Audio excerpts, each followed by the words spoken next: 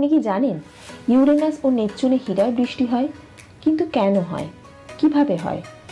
Uranus ও নেপচুনে হীরার বৃষ্টি হওয়ার বিষয়টি পর্যবেক্ষণ করা যায়নি, তবে এটি যে হয়ে থাকে তা বলাই যায়। তার কারণ দুটি: এক, কার্বনের বৈশিষ্ট্য, আর দ্বিতীয়, গ্রহদ্বয়ের বায়ুমণ্ডলে সৃষ্ট চাপ। গ্রহদ্বয়ের বায়ুমণ্ডল হতে আগত আলোর বর্ণালী বিশ্লেষণ করে জানা যায় এদের বায়ুমণ্ডলের গঠন হিসেবে ওপরের স্তরে রয়েছে বিপুল পরিমাণ মিথেন। উল্লেখ্য, এই মিথেনের কারণেই ইউরেনাস ও নেপচুনকে নীলাভ দেখায়। সূর্য ও মহাশূন্য হতে আগত শক্তিশালী কণিকার সাথে সংঘর্ষের ফলে বায়ুস্তরের উপরস্থ মিথেন ভেঙে কার্বন পরমাণু মুক্ত হয়। এরপর সেই পরমাণু পতিত হতে থাকে অভ্যন্তরের দিকে।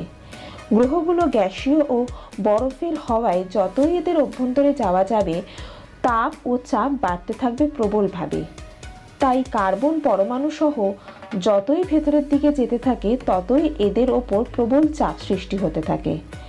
একই সাথে তাপমাত্রা বৃদ্ধি পেতে পেতে এমন এক অবস্থার সৃষ্টি হয় যখন কার্বন পরমাণুসমূহ একত্রিত হতে শুরু করে।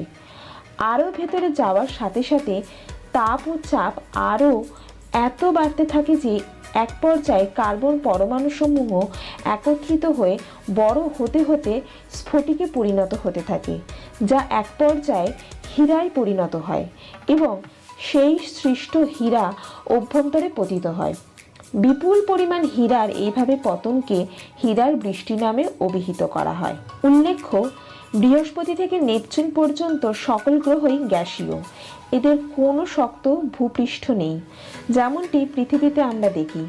সেক্ষেত্রে এদের বায়ুমণ্ডলের অভ্যন্তরে যে স্থানের চাপ পৃথিবীর সমুদ্র সমতলের এক বায়ুমণ্ডলীয় চাপের সমান, সে অংশকেই তাদের পৃষ্ঠ বলে ধরা হয়ে থাকে।